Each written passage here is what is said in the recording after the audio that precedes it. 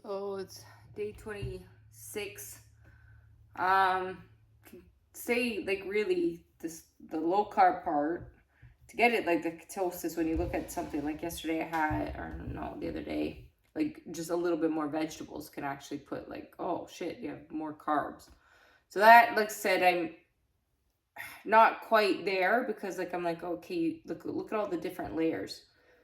But then I go back, right, in the psyche of, okay, those, like before, it's been a year and a bit, your food addiction, your things. I go, okay, realistically, with the eating change, I can feel like I'm like, okay, when I'm hungry, but I'm not hungry. There's the habit forming. So I know this is like good. Because the cravings aren't what they were. It's just it's a habit forming craving versus okay, like, you know, whatever. So that part's good. Where I get still, I recognize because I check like I've been checking the scale every day, right? So I'm like, oh, I'm the same weight. What the heck, right? So starting the process at the beginning of the month, being 127, going on a fast, then changing, and then I'm been consistently 124, and then I do the thing like, and I realize, holy shit, like I have so many issues, but I'm comparing myself to my old self, which is difficult too.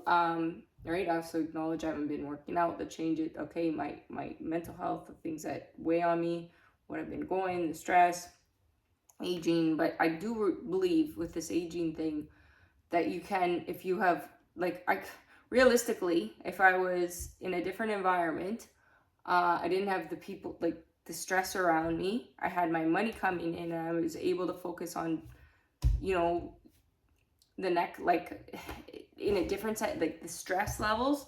I do believe like you go out, get something done, get something I'm not never against anyone doing that, right? Do whatever you want. You can reverse age. My stepmom said to me, because being in my switching to 40s, oh, well, you're old.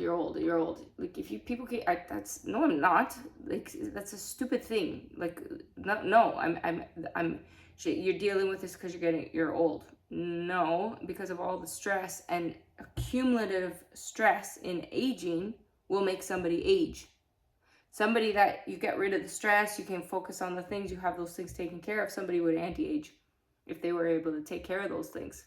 There's a choice element in that, and then there's also the circumstances. But the belief, if somebody's around you, you're old, you're old, you're old. And I said, no, that's not true, right? And I actually genuinely believe, right, that if I was able to switch this around, then I could have a life, then I could actually anti-age, and then then you go into these stupid debates on things of people saying you can't do something because you're based whatever a certain age.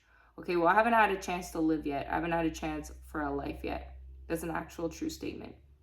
Why? I'm not going to get into that. People, it would look very different to the rest of the world, but they wouldn't understand what I had to do in those things. And that's why I'm doing what I'm doing. Because of that. I haven't had a chance for a life.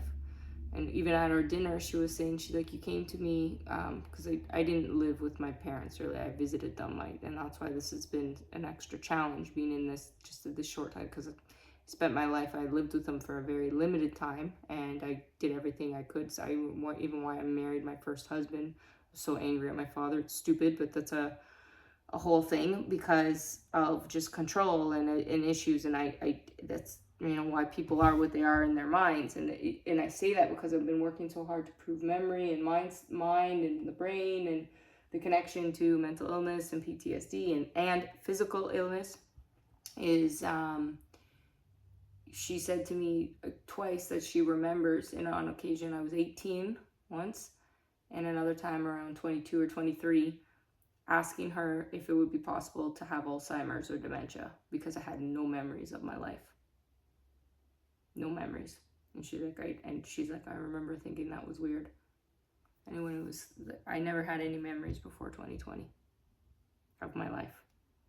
It was like story. We do that to each other. Like many humans have that, like without realizing, like we have memories of what we think, right? There's there's always three like the stories, right? But for me, that's why I had so many, things documented or whatever, because it was like, it's gone. It happens and it's gone. Only then I'd say, was I really there? So I really had no memory. I just knew things. Like I knew I was abused. I knew, I blah, blah, blah. Okay, well, what happened to me, and this proven like the shutting down, and said it's cognitive. I really believe, like, the brain and the body disassociative is the brain and the body. I'm aware of what's happening, but my body can't respond. Disassociative personalities, as they say, disassociative things, except I came into my personalities. I got my memories back. But what happens when you've been through trauma? Trauma comes back in a reaction, not a memory. And that's why I don't believe there's a such thing as schizophrenia. There's a such, you can put it in that category in a sense that this person falls into this. This is their behaviors, but why? Lack of love and control.